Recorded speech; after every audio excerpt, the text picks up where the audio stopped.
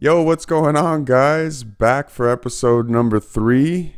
If you're into health and wellness at all, definitely something you want to check out. Try to get to it pretty quick here. Let's knock it out. First one I got here for you is about skin rashes and skin issues. A lot of people, they get a rash or something like that, and they think they can, handle it by just putting some cream on it, putting some kind of ointment, when they're not actually looking at what may have caused that actual issue. So this doc here has an interesting way of looking at it. Does anyone in here think a rash is a skin disorder? I'm going to throw something at you. Okay, is a rash a clue to a problem? Yes. Okay, absolutely. So when you look at it, studies back in the 40s found out that skin rashes, and we're talking eczema, psoriasis, all of that was from low stomach acid. So then you got to look at it, well, wait a second, if it's low stomach acid, what causes it? The fight or flight, autonomic dysfunction, possibly. Could it be environmental toxins? Absolutely. Could it be different stuff they put on the skin? You know, knowing that the toxic, deficient environment. So it's not really natural remedy. It's kind of interesting take on it. He's basically saying, look, it could be stomach acid. I think stomach acid is a real important thing that really goes, really underrated, not talked about a lot. Because if your stomach acid isn't up to par, then you're not going to be digesting your foods properly and definitely not absorbing your foods or all the nutrients and minerals and stuff in your foods that you're eating in the first place. So it is something very, very important. And he's basically saying, look, if you're in a constant fight or flight, maybe your cortisol's up all the time, you're stressed constantly, whatever, always worrying about this, worrying about that, it could really take a toll on you. Your body's not going to be making enough stomach acid while it's in fight or flight.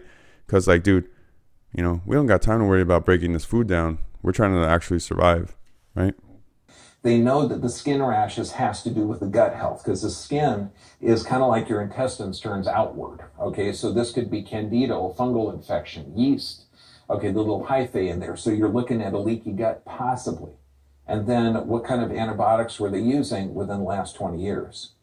So then you start looking at what's the environment like. So if they're an organic, plant-based, healthy diet, and this is going to sound weird, do they have bunions on their toes? Because if they do, there could possibly be an unstable pelvis. Do they get up at night to pee? Okay, that means the sleep is interrupted. That means they're already in a hypersympathetic dominant state or a hyperexcitable state. So if they're in a hyperexcitable state or a sympathetic dominant state, that means blood supply to the gut's going to be shut down and they're already going to have low stomach acid. So it's going to sound weird, but you got to look at the physical stressors. Okay, there could be an unstable pelvis or pressure on the nervous system. There could be an old whiplash trauma. Then you got to look at the chemical stressors. Antibiotic use in the past, drugs in the past, drugs in the food. Are they 100% organic plant-based diet? Okay, good. Then how long? Are they doing fermented foods to repopulate that gut? Okay, beautiful. Then you look at the physical stressors. You got to look at the structure, look at the chemical stressors, then you look at the emotion. So he's going into a bunch of stuff as to what could be, the cause of this. He's going into environmental issues, toxins, you name it, right? Even your structure, your body structure. He talks about your pelvis, your spine. There's all kinds of stuff that could be, wrong in terms of optimal health, and you're just putting a cream on it. Come on, you got to do better than that. Find the cause, right? That's what he's basically saying. All right, so the next one I got up here is about yo-yo dieting. That's something that's near and dear to my heart. I think we all have kind of suffered from that at one point in time. I know I definitely have. So this guy's talking about the dangers of yo-yo dieting and what actually happens to your body when you do, subsequent gain versus weight loss and vice versa, and the detrimental, effects that it can have on your body. Anyway, they took rats, they took them through 2 diet cycles. Okay, so this is kind of back to the yo-yo dieting thing. And they looked at, when they took obese rats, dieted them down to a kind of normal level, then they basically gave them as much food as they wanted, let them eat back to the original obese level, dieted them down again to the previous level, and then let them re-eat back up. what they found was absolutely astonishing. Their food efficiency went so far up because their metabolic rate became suppressed every time they dieted down. Your body has this self-defense system that you activate every time you diet. I talk about this in my Shameless Plug book. So the first time they dieted, if that's the kind of 1 times rate that they lost. So what he's talking about here is basically rats were put in an experiment. They were given, baseline food, gained a bunch of weight, and lost it. He's basically putting the rats through yo-yo dieting, right? Well, their food efficiency, what he's talking about is how well your body can actually, food efficiency is kind of a term, it's kind of weird, but basically means that how well you can perform off of burning the least amount of energy. Like you always hear people talk about metabolism, and like you want a very efficient metabolism. You actually want a very inefficient metabolism, because if you have an efficient metabolism, it's like having an efficient car. If you have an efficient car, your car is going to run on the least amount of fuel possible, right? So that would be like you eating the least amount of food to get you through the day. We don't view it like that. We view it as, what's the most food I can eat and not get fat, right? So when you talk about metabolism and food efficiency, you actually want it inefficient so that you're using, a lot of calories, to actually not gain weight. Kind of a weird way to look at it. When they let them regain it, they regained it twice as fast as they lost it. Then the second time they tried to lose it, they lost it at half the original rate. Then when they regained it the second. So he's talking about rats when they were losing weight, they lost it at half the rate of the original time. And then when they regained the weight, they gained it at double the rate. Okay, so losing it slower, gaining it twice as fast. That's insane. Second time, they regained it 3 times as fast. Their food efficiency went way up. Their ability to lose it. Have you noticed? As well? What's that? Their ability to lose it get exponentially faster. Yeah, so that's what Joe's asking. He's like, is the ability to lose it get slow as well or fast? Did it change? It took them twice as long to lose the same amount of weight. Sorry, I probably didn't. So there you go. Back to what I was saying. Twice as long to lose the same amount of weight just with every cycle. That's crazy. Explained it very well. Yeah, it took them twice as long to lose the same amount of weight, and they regained it in 1/3 the time of the original. So your body's getting accustomed to famine. Exactly, because every time you diet, and we see this with yo-yo dieters who spend, how many people do you know that seem to be perpetually on a diet? Yeah. But they just have that short overfeeding period in between diets. And then it really does, because every time you diet, you're activating your body's self-defense system. How many fighters do you know that every time they diet, it gets harder and harder for them to make weight? That's a great point. That's a great point. And from a survival standpoint, your body would actually try to hang on to as much weight as possible. Your body's saying, hey, look, man, you're preparing me for famine.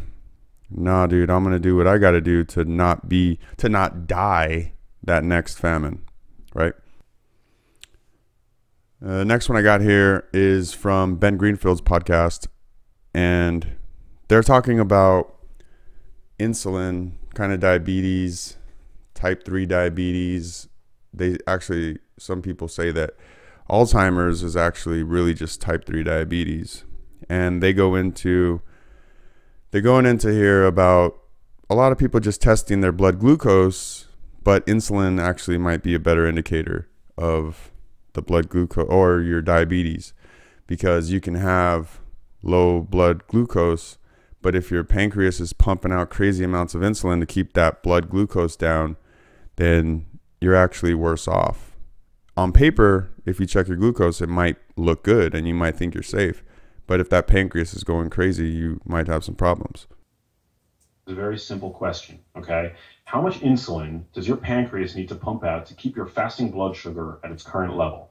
That's a very simple way of answering that question. And, it takes into account your fasting insulin, which is very infrequently tested in the clinic. But chronically elevated insulin can precede chronically elevated blood sugar by, a decade, you could essentially have pre-diabetes for 10 years and not even know that there's a problem. You know, your doctor tests it one day and he's like, oh, shoot, you got, blood glucose at, whatever, 5.7 or 6.0.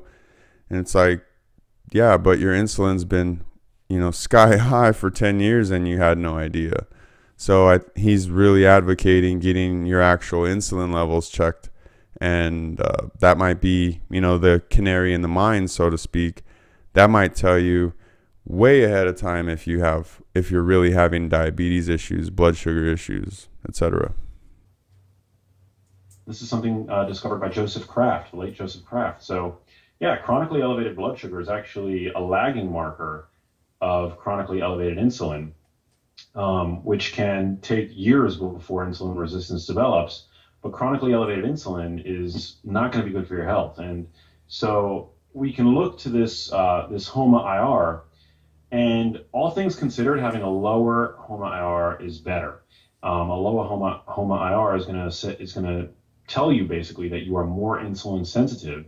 And this is important because having higher insulin sensitivity correlates with, a number of things that we want to happen, right? Where it's going to lead to better cognitive function, better metabolic health, a greater ability to dispose of glucose, and ultimately it's going to create reduced risk for any number of chronic diseases. So take away from this, get your insulin checked, your fasted insulin checked, get your blood glucose, checked. But this HOMA-IR that he's talking about, it's just a calculation between the two. So you can look into HOMA-IR, you can look into what insulin resistance is, what insulin sensitivity is. They all have to do with your body's reaction to, to sugar and how it reacts with the cell, etc. Gets complicated. Forget that. We don't have time for that, right? All right, so the last one I got here is again from High Intensity Health. Love this podcast. Definitely check them out. Mike Mutzel, he's a beast. They're talking about basically achieving, and I'll just let you listen to it because it's pretty awesome advice. There's a book out there called by Marshall Goldsmith. He wrote Triggers, and it's all about this nightly routine. And one of his books is What Got You Here Won't Get You There. So it's what you're talking about in the bench press. So as you become a better squatter, a better whatever it is, bicep curler, if there's such a word, you got to switch it up, that variety. I really like that. Like that pun where if you can joke in a foreign language and you're starting to master that. Correct. Right? Really, it's great advice. Something that I think we don't pay attention to enough. It's like that with everything. What got you here won't get you there, right?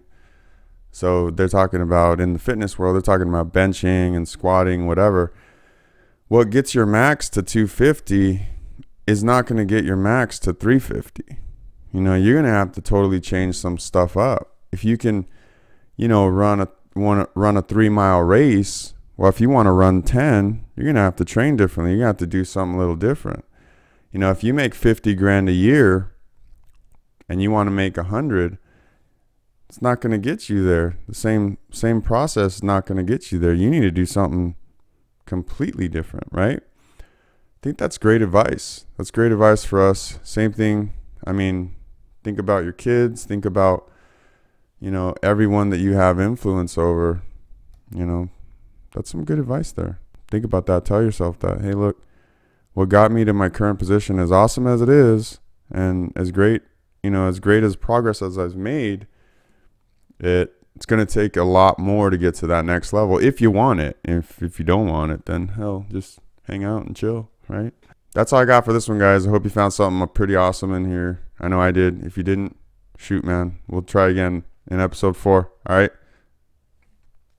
Peace.